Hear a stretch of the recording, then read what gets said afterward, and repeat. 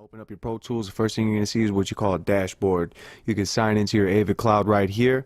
You don't really have to worry about that if you're a beginner. Well, we're just going to go ahead and focus on create. We're going to name this one example 3. File type, always want to work in WAV. I work in 48. You might work in 44.1. 44.1 is industry standard, so don't really worry about that. If you're in 44.1, stick in 44.1. If you're in 48, stay in 48. Bit depth, don't really have to worry about that too much either. It's really about resolution. If you're at 16-bit, you're not going to get a lot of that high-end resolution. You're not going to get that sparkle, that sheen, the shine of a song, you know. So a lot of people work in 24 or 32-bit float. I/O settings, this is your in and out. Last used, real common. We're going to go ahead and just press create. Now it's going to bring us up. By default, your edit window always comes up first. There's 2 windows in Pro Tools that you have to focus in. It's your edit and your mix window. Your mix window is where all your mixing channels is going to go up. It's blank right now because we haven't loaded anything.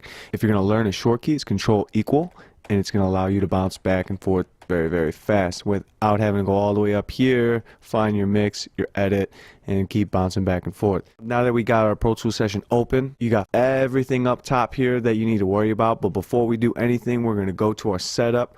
We're going to go to our playback engine, and we're going to make sure that our interface is selected. I'm using a Universal Audio Apollo modded by Black Lion. Shout out to them. They do a wonderful job. You're going to make sure it's selected to make sure that we're getting audio playback. Next is your buffer size. Your buffer size is basically saying that, hey, when you have a large session that has a lot of plugins, you're going to need a higher sample rate. Basically, it's delaying the information so it can pre-compute ahead of time to save your CPU processing power. The lower your buffer size, the more your computer is going to have to work to keep up with everything. So if you have a weak computer, something that's not built as well, may not have really good specs, I suggest using higher sample rates. If you're like me, I got a pretty well built computer. I'm able to stay in low sample rates all the way up to about 100 plugins. So if you click on it, you'll normally be able to see the selection, but if you're working on an Apollo like me, you're going to have to just okay out of that window. We're going to go ahead and pull up my console here, which is just going to load up, go to their settings window, and then you can see all of your samples. I stay in 512, so I'm going to keep 512 selected. I'm going to go back into my Pro Tools. We're going to go over to File. This is where you're going to see Create New. This is your dashboard, Save. It's all pretty, self-explanatory in these windows. We're going to go ahead and get right into it. We're going to import some audio. So we're going to go right over to Import. We're going to select Audio. I'm going on my desktop. I'm going to find my folder, which is Make You Feel. In this scenario, we're going to be working with track outs. There is a master 2-track that we can individually upload, which is basically saying that it's all of your instrumentations, your kick, your snare, your drum. It's all summed down into one wave form. You're not letting Pro Tools sum it. It's pre-summed. It's ready to go, ready to rock. As you can see, when we select it, it's a wave. It's a 24-bit. It'll give you the length. It'll give you the size and the channels. This is how we know it's a 2-track or if it's mono or stereo. It was sample rate originally in 44.1. Big thing to look at. So this is current, this is his master. We're gonna skip over those. We're not gonna highlight. You can individually click and highlight them, or you can press shift and it'll highlight below your last click. You can click them to individualize, we don't want current, so control is how you do that, or you can individually add the files. So if we were to just go right here and add the files and try to press done, it'll tell you that it's not the right sample rate. Would you like to adjust it? No, because we're going to get a lot of funky stuff if you do that. So we're going to go ahead, remove all, press convert files, press done. That window no longer appears. We're going to set it to use current folder, and we're going to let it process the audio. Depending on your computer strength and the speed, the amount of files and how big the session is determining how long it's going to take to import. My computer is fairly average with it, so it doesn't take very long periods of time for me to import my audio. After we get everything imported, we're going to go over here. This is just a brief rundown while this stuff imports. This is your grid, slip, and spot. You don't really use shuffle. You don't use spot. Grid and slip are your best friends. This is your slip tool. This is your grabber tool. These are your 2 primary best friends. When we load everything up, you'll see everything appear into this tracks window. Tracks just means the number of channels you have open on your Pro Tools. So say you have 10 instruments and then 24 recording tracks, you're going to have a total of 34 tracks on this side. Clips is your clip based track, so it's going to be all of your tracks, and then say you do a process, say you break your kick into 4 different groups. Well, now it's going to give you 4 different subgroups, and I'm about to get into that right now.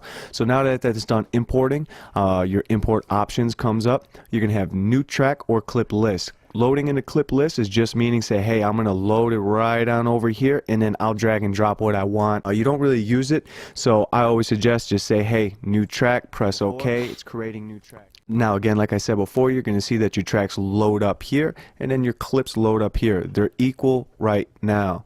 So if we were to go like down to our kick, like I was just briefly explaining before, we were to hit a break. So if we were to right click and press separate and or B on your keyboard, it's going to make it into 2 subgroups here, and it's going to break it down. So like, let's say, you know, this is your main one, you broke it down into 2 subgroups. I do something to this group, I break it down even more, I process it on accident, close out my session. Well, I can't control Z that processing no more. So what I would do is I'd reopen my session, I'd say, hey, I don't want these, I would delete, and then I'll just go back to my main. That's why naming and numbering your tracks is very important. Organization is just very important, because when you're looking in these windows here, MYF, MYF, MY2, what is that? I have no idea what that is until I expand this window all the way, and then I can say, oh, this is a kick, this is a snare, overhead, sample, blah blah blah blah. You know, so it's just real convenient to know what those windows are off the bat. I know a lot of people don't explain those windows, so that's why I figured I'd take the time to explain them. Next best friend is your AZ. This is how you're able to use keyboard commands. You want to make sure this is highlighted, making sure that I can go here. Let me press Control Z to undo that breakpoint. I'm gonna put a breakpoint here. I'm gonna highlight, make another breakpoint. So now I have 3 subgroups. I have this little beginning that say, hey, I want to go to my multi-tool right here, highlight above it, and then bam, I can fade. I can go to the bottom between 2, I can cross fade. That's a little bit more in depth, and you'll learn that a little bit. You click up there and you can highlight all of your tools. You can use your trim tool, you can use your selector tool and your grabber tool. The trim tool is where you can go to the edge, put a crossfade there, because sometimes Pro Tools, when you put 2 spaces in your mix, so sometimes you don't want that, so crossfades, that's really drastic, but it's alright. We're going to Control Z again, redo everything. So if you don't know what Control Z are, you don't remember, you can go up to your edit, undo, redo. Super simple. Another thing to familiarize with is low latency and delay compensation. When you start adding a lot of plugins, you want to have delay compensation on there. What delay compensation is saying, hey, I'm using all of this processing, I'm going through 10 plugins, it takes 10 milliseconds for me to run through those plugins and get my actual sound back. Delay compensation compensates for that 10 milliseconds and automatically compensates your audio. But if you don't know what compensation is, just go into Google, type it in, it'll give you a brief explanation, probably better than I can. Low latency monitoring, if you're not using an Apollo or something that has it built in, then you probably want to use that too when you're recording, so you don't get some drastic echoes and you don't get feedback when you're recording vocals. So we're going to bounce out of there just temporarily. And we're just going to get right back into the mix. So if we press a space bar, it's going to automatically start playing our audio. And then obviously we have record, we have stop. This is where you change your tempo. Now I know roughly this song is around 66, so I'm going to drop the tempo. The reason why dropping the tempo is very important. 2 main reasons: locking your tracks to the grid, and then effects. When you add a reverb and delay, if the track was originally done in 66 beats per minute and you're at 120, well, your reverb and delay is playing at 120 instead of 66. You try to put a quarter note delay and it's like, what? That sounds like an 8th note. You know, why isn't it on key? Why do I have to sit here and fine tune in milliseconds to try to get a good delay? Well, that's because the tempos aren't matched up. So matching your tempo is one of the most important things to do before even getting started. So now that we got our tempo down and we know this is pretty much where our counter, this is what they call the commander, the conductor. You see the little conductor right there. You can put variable tempos in. This little guy right here is really important. It's basically saying, hey, I want to go from here, but I wanted to restart from this spot every time at the top of bar 9. I wanted to restart every time I press play. Or if I want to carry through or follow through, we'll highlight it. And then when we stop, it jumps. And we can continue. So like if you're de-essing or de-breathing a vocal, very, very useful instead of restarting from the same point over. But if you're trying to work in a loop, you don't really want that. You want to kind of, hey, I want to start at the top of that. I'm gonna highlight, I'm gonna right click, I'm gonna loop, and bam. You know, we just start from the top. It's real super helpful, simple things, super easy key. To just kind of know off the top. So we're going to kind of get into creating a track real fast here before we start wrapping this up. Get into recording a vocal. So we're going to go here. You can go up to track and create new, or you can press Control Shift N. We're going to create an audio track. We want to make sure it's always in samples, never in ticks. Ticks is for MIDI. So we're going to make sure we're in samples. We're going to press create. We're going to see audio 1 comes up. Now, before we do anything, we're going to make sure our I/O is looking good. I'm going to give you a brief rundown of what I/O is. So I have my Avalon in high Z 1 2 connected right here. You might see this in 1 2. I have to aggregate mine because at Apollo they use the first 2 primary inputs and outputs for their low latency.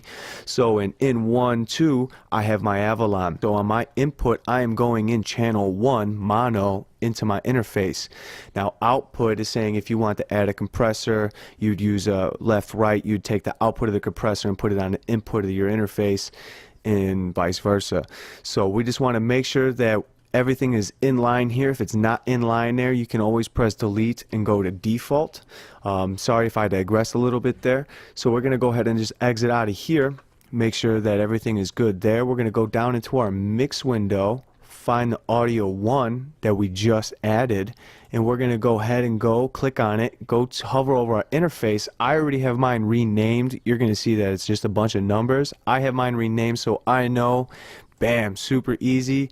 Input 1 on my interface is the Avalon. So I have my microphone connected to my Avalon, taking the output of my Avalon, going to the input of my interface, and I'm taking the input of my interface, selecting it, which this is the input and this is the output, and I'm selecting the Avalon. So now I'm pretty much ready to go. I can just press record and bam, you can kind of hear, you know, a little bit of echo there. I'm going to mute it, but now I have signal into my program. So if I were to go back to my edit window here, arm my track, man, here we go. Testing 1 2 3 4. You see I have audio coming in, but you also want to note that the audio signal right here is not all the way at the top. It is not even hitting the bright green until I start trying to stress it out. That is what we call nominal level. Nominal level is -18 or -16 dBFS. This is where every analog replicating plugin or analog gear wants to work in.